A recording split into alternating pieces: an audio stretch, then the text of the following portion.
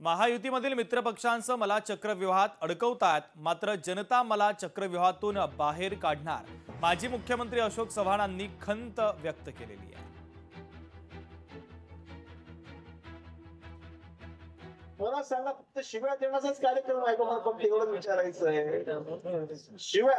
आणि मी ते पाहतोय की अशोक चव्हाणाचं नाव घेतल्याशिवाय यांना झोपच येत नाही, अशा प्रकारची परिस्थिती। मला काही समजेल ना, हो काय वाईट केलं बाबा यांचं? चिखलीकर बोंब मारतो, वानखेडे बोंब मारतो, हे सुरू झाले कशामुळे बाबा? मी काय तुमचं वाईट केलंय का?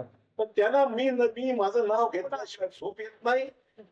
माझं त्यांना वाटतं समज आहे, त्यांचा समज आहे की सर्व विरोधक एकत्र आणले त्याप्रमाणे यांचा आम्ही सफाया करू।